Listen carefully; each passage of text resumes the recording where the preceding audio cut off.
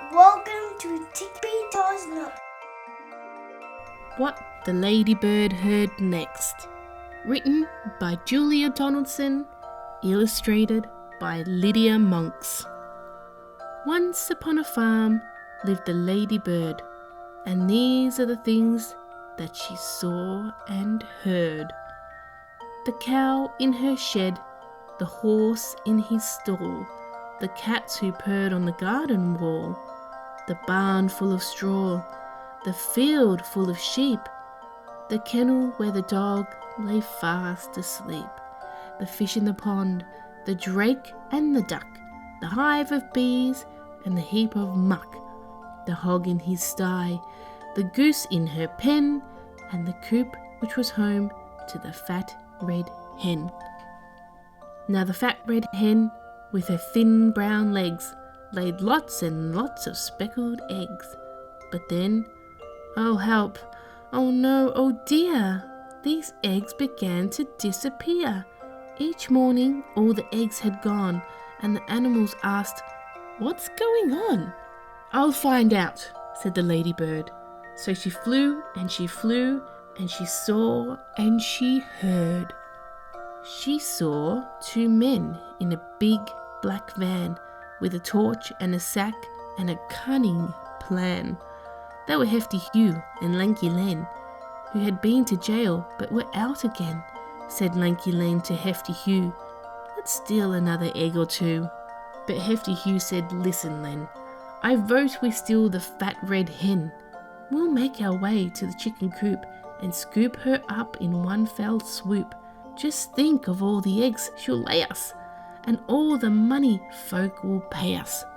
And Len replied, "We'll soon be rich. It makes my fingers start to itch." The little spotty ladybird told the animals what she'd heard. Hefty Hugh and Lanky Len are planning to steal the fat red hen. The cow said, "Moo!" and the hen said, "Clack!" "Hiss!" said the goose. "Quack!" said the duck. "Neigh!" said the horse. "Oink!" said the hog. "Bah!" said the sheep. And "Woof!" said the dog. And the two cats meowed. "Those bad, bad men. We can't let them steal the fat red hen." But the ladybird said, "Listen quick. I've thought of a really clever trick." At dead of night, the two bad men opened the coop and snatched the hen.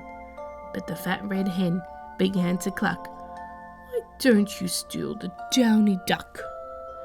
Her eggs are bigger far than mine, and people say they taste divine." "Good thinking that," said Lanky Len. They tiptoed to the pond, but then the downy duck began to quack. "Oh please, don't put me in your sack. Why don't you steal the goose instead? She's bigger still and better fed. Her eggs are huge and tasty too." "Good thinking that," said Hefty Hugh. But when they tried to seize the goose, she hissed at them, "I'm not much use. Why don't you steal that great big bird, the super-duper snuggly snurd?" "What?" said Len. "And who?" said Hugh. The goose replied, "I thought you knew. She lays the biggest eggs of all. Each one looks like a rugby ball." The duck joined in. "She's friendly too. I'm sure she'd love to live with you. She'll put an end to all your cares. You'll very soon be millionaires." "Where is this snurd?" asked Lanky Len. "Not far away," chipped in the hen.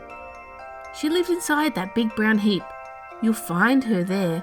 She's fast asleep." The two thieves laughed. "We've got it made. Let's take turns with the farmer's spade." They dug, and Len said, "Pooh, it stinks." And Hugh said, "So do you." And Len said, "Where's the giant bird, the super-duper snuggly snurd?" She's rather shy, the goose replied. She must be hiding deep inside. So they dug a tunnel, nice and deep. That's it, said Hugh. Now in we creep. I think we're nearly there, said Len. The snurd will soon be ours. But then the heap collapsed and Hugh said, Yak! We're covered head to toe in muck. And Len complained, There is no snurd. They just made up that giant bird. Then the other animals gathered round and all let out a deafening sound. Neigh, moo, wink, bah, woof, meow. What a racket, what a row. The farmer woke and said, Goodness me! And he had a word with his prize queen bee. And the bees chased after the two bad men who never came back to the farm again. Then the cow said, Moo! And the hen said, Cluck! Hiss! Said the goose. Quack! Said the duck. Neigh! Said the horse. Oink! Said the hog. Bah! Said the sheep. And woof! Said the dog. And the farmer cheered, and both cats purred. But the ladybird said never a word, and neither did the snuggly snurd.